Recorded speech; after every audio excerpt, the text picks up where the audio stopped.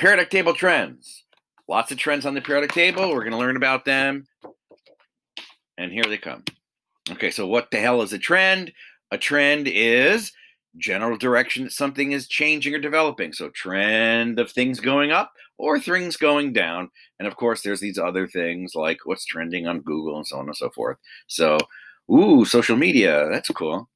Okay, so next, how often do chemistry? Periodically. I know, it's funny. Okay, so what's periodic? Appearing at regular intervals. And if you look at the little vocab, or did I get these? I got it from Google. What a surprise. Relating to the periodic table and the pattern of properties that underlies it. A pattern of properties that repeats.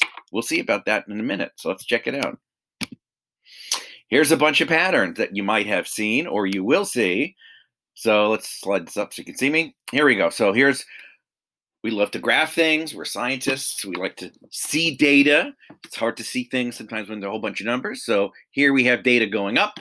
Here we have data going down. So direct correlation, reverse correlation, and here no correlation. So you get no data from that. What are periodic properties? Periodic properties are where elements in the same group have similar chemical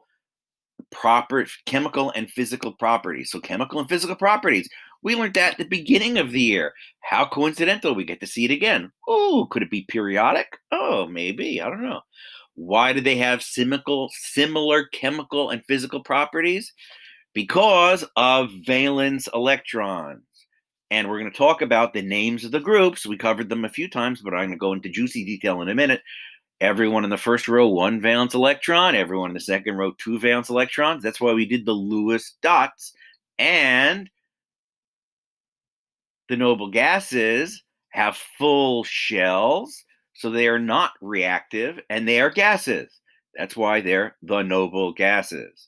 So the reason why of the periodic properties has to do with, number 1, valence electrons. But there's something else going on too, so it's not so obvious.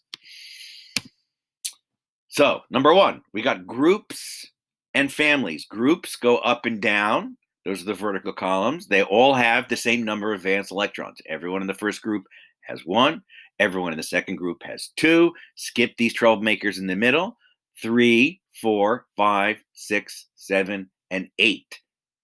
8 octet full shell.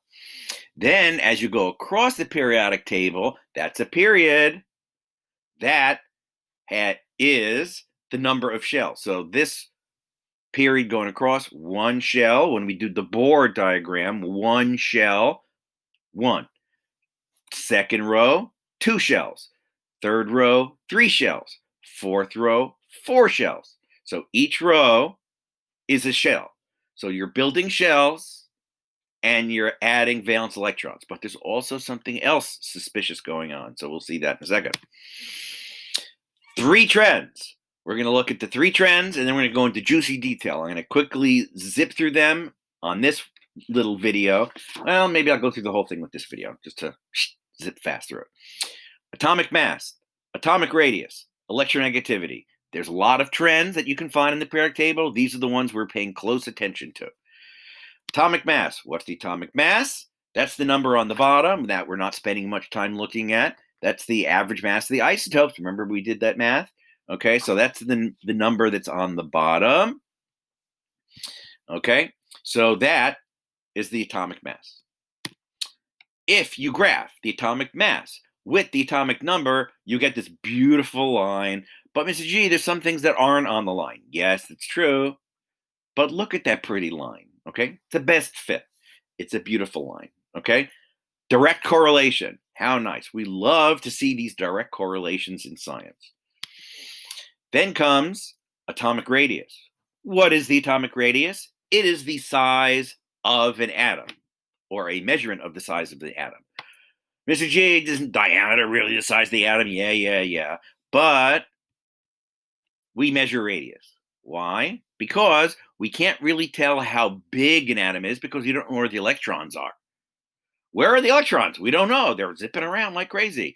But we can, or scientists can, measure where the nucleus is. Thank you, Mr. Rutherford. Where the nucleus is. So we know where this nucleus is. We know where this nucleus is. So using a little brain power, we say, oh, these clever people come up with these things. The distance between the two is the distance between the two nuclei, and then half of that distance is the radius. So you can have different atoms and different radiuses of the different atoms. That's how they measure. Very clever, these guys. Okay, so here's the graph. Oh my goodness.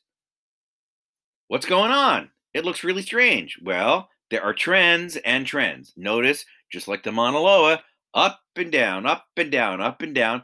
There is a trend going this way, and there is a periodicity of it going up and down. So we'll look at that closely. Next one is electronegativity. What the heck is electronegativity? Electronegativity is when an atom wants to attract another electron when it bonds with another one. So gimme, gimme, gimme, gimme. That's how you remember it. This is the official definition. I just like to think gimme, gimme, gimme, gimme the electron, gimme the electron. So electronegativity is the gimme how much they want those electrons. And if you graph that, look again. We have another pattern. Looks a little different than the other one. And of course, there are exceptions here. Welcome to Honors Chemistry. We're not going to spend time on those exceptions, but just be aware that, look, there's a pattern. What? So periodicity, and notice a trend also going down. Interesting. So now we're going to spend a few minutes looking really closely at each of those trends and why, because we want to know why. And once we understand the why, easy. Okay, so this one's easy. Atomic mass, atomic number, more protons, more neutrons, it weighs more. Makes sense. Easy, beautiful graph. That was easy. There you go. Atomic radius. Picture's worth 1,000 words. Look at this picture. Remember this picture. This is the trend, looking at a periodic table. But Mr. G, you're missing all those guys in the middle. Yeah, the troublemakers. We're ignoring those guys in the D block. Those are troublemaker transition metals. Everyone in the first row. Let's look. First row going down. Small, getting bigger, bigger, bigger, bigger, bigger. As you go down, the atom's getting bigger. Makes sense. It will in a minute. As you go across, the atom is getting smaller.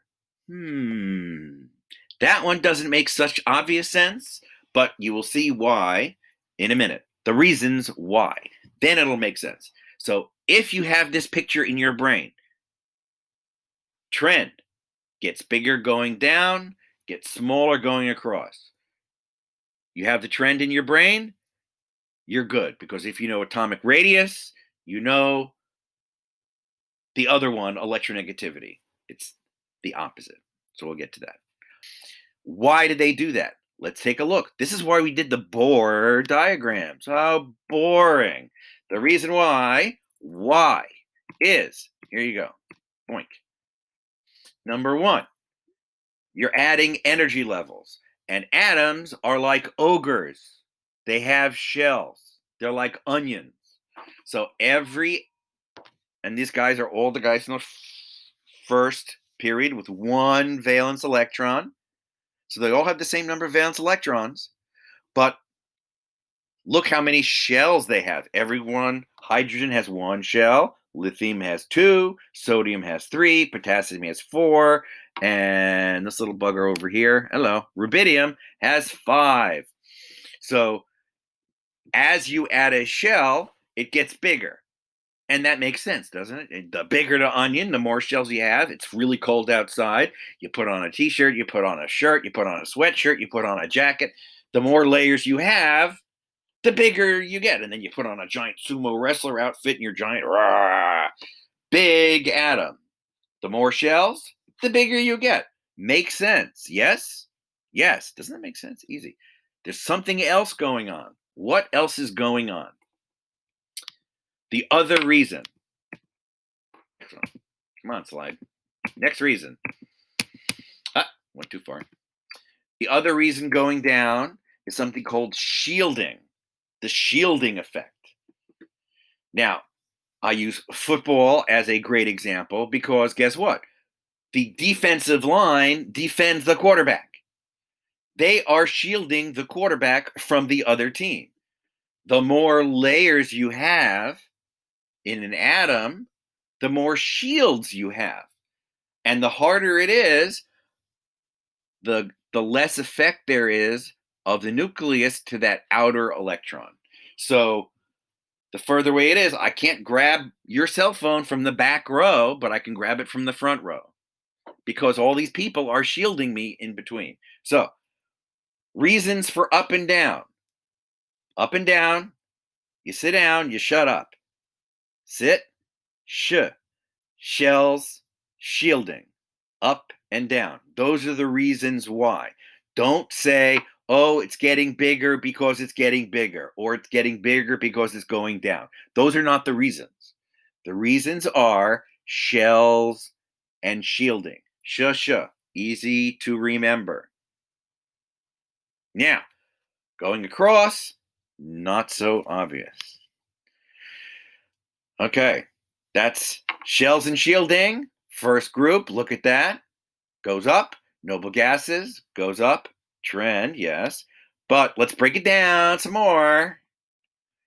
Going across, it goes down. Well, look at the picture. That's why. No, that's not why. That's the visual representation of what's going on.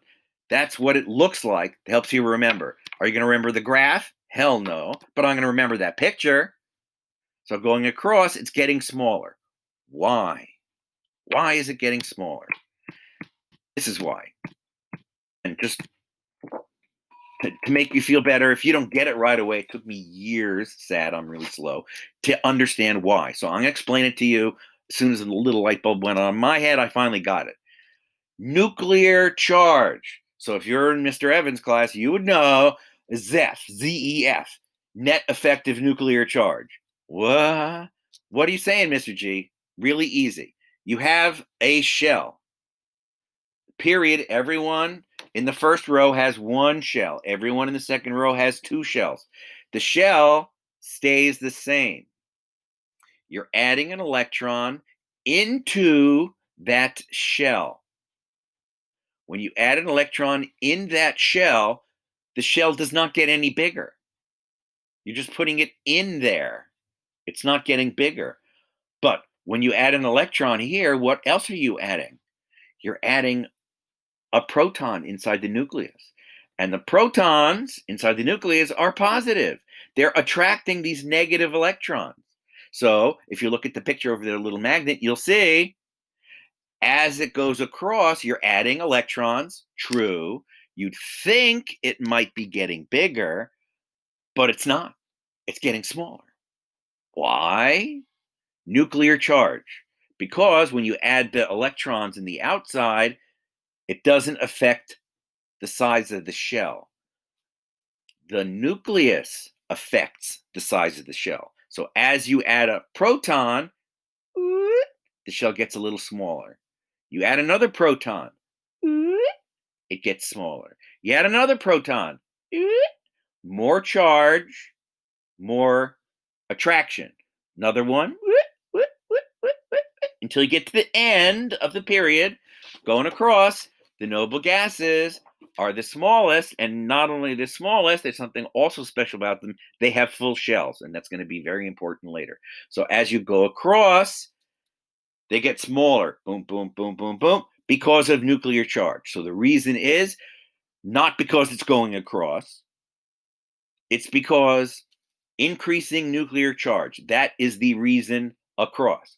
The across reason is nuclear charge. The up and down reason is shells and shielding. Got it? Those are the reasons. Francium on the periodic table, use that. That's the biggest radius, the biggest of them all. In this corner is francium. Which one's the smallest? My wrestling voice. In this corner, it's helium, the smallest atomic radius. You're going diagonal again, Mr. G. Yes. Biggest down here, smallest up here. Reasons? Shells, shielding, and nuclear charge. Both. Got it? Good. Remember the picture. Up and down reason, shells and shielding, across reason, nuclear charge. The end. Next, electronegativity. What the heck is that? Gimme, gimme, gimme. Gimme those electrons. I want electrons. Who wants the electrons the most? Well, let's take a look at a picture. Oh, gotta have the cat. Sourpuss. Favorite chemistry is electrochemistry. Graph it. There you go. Here's the data. Look at the trend. Mr. G, look at these guys over here. They're not following I told you don't look there. Stop looking at those transition metals. Hydrogen doesn't. Yeah, we'll look at him later. But look, here's fluorine in the corner. That is the biggest one of them all. Fluorine has the biggest electronegativity. But Mr. G, that was the smallest size. Yes, it's the opposite. But Mr. G, where's helium?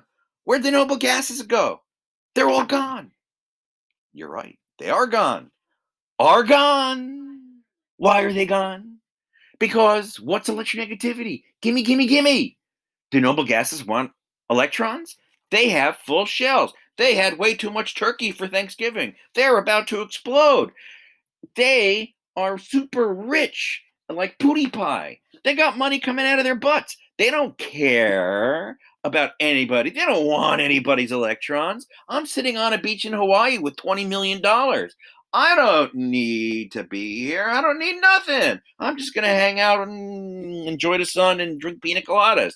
That's a noble gas. It's nice to be a noble gas. Everybody wants to be a noble gas. Yeah, well, at least all the elements do. No electronegativity. They don't need anything. They don't want anything. They don't want, just leave me alone. That's why they're gases. They have full shells. They're full. Leave them alone. No electronegativity. No gimme, gimme, gimmes. They don't want a gimme, gimme, gimme. They got. Here is a visual, another way, a picture of seeing it. Once again, ignore the transition metals, troublemakers. Look at the trend going across. Low to high. And fluorine is the highest, which you will get from your guided reading. Out of 4, fluorine is 4. It is the most electronegative. Fluorine is a nasty, nasty gas. So nasty, it eats rocks. It eats glass. It's nasty stuff. Very, because it really wants those electrons. It wants to be like those noble gases, which, notice they're missing. They want to be like the noble gases. They want that full shell. And they got 7. They want 1 more. They're so close to retirement. They're like 62 and a half. So close to retirement. They're like, gimme, gimme, gimme, gimme. I really want that 1 electron to be just like a noble gas. So these guys really want the electrons bad. Now, notice the trend going. So here, trend going across is up, which is the opposite of atomic radius. So if you get 1, the opposite is electronegativity. Going down, size gets bigger, but electronegativity goes down. So 1 goes up, 1 goes down. You buy 1, you get 1 free. Mr. G, noble gases are missing. Yeah, true. Mr. G, why is hydrogen here? Why isn't it here where it should be? Well, once again, I told you, hydrogen, like these guys in the middle, troublemakers. Hydrogen, look where it's fitting. We'll learn about why he's there, but look at his number. He's 2.1. Based on his numbers, he should be there, but based on his electron configuration, he should be here because he's got 1 valence electron, just like helium. Helium should be over here, but guess what? When I did the Lewis dots, guess where I put it? Here with 2. So it should be here, but it's not even there at all. Why? Because it has no electronegativity. Nobody on this end has electronegativity. They're noble gases. They're literally off the chart, meaning not there. But Mr. G, I looked on a website and it says it's got point something. This is my class. It's off the chart. Next, in an off the chart negative way. So what's the trend? Trend is, as you go down, it gets smaller. Why? Don't say because it's the opposite of size. That's not the reason. The reason is the size is getting bigger. There's more shells, more shielding. Oh, there's that shells and shielding again. Oh my goodness. Look at that. Up and down, shells and shielding. There it is. Same reason. Trend as you go across. As you go across, what's the reason? Nuclear charge. That's the reason. Yes, that is the reason. Nuclear charge. Nuclear charge is attracting. Oh, what's electronegativity? Gimme, gimme, gimme. So it's attracting. So it wants more electrons.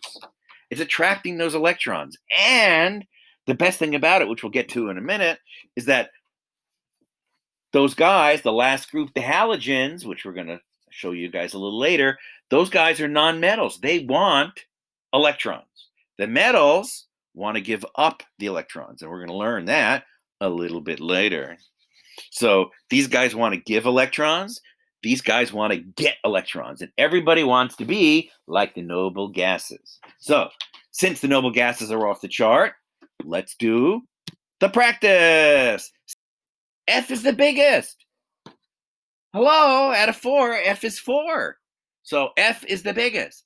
So which element has the greatest electronegativity? I told you, F. Which element has the lowest electronegativity, excluding noble gases, which lowest, 0 is not the lowest. Lowest is on the other side of the periodic table. Fr again, who happens to be the biggest, right? The biggest size, lowest electronegativity. It's the opposite. What a coincidence. What group doesn't have electronegativity? The noble gases. Why? They don't want electrons. They have enough. They have a full shell. They have their octet. They are very happy. So, once again, doing my wrestling voice. On this end of the periodic table, we've got the one with the lowest electronegativity is francium. And on the opposite side of the table, we have what? No, not helium. These guys are off the table. They're all discounted because they don't count. Why? Because they have full shells. They don't want anything. So they are out of the competition. So who's the runner-up? Runner-up is F with the most electronegativity. Got it? Easy? Good.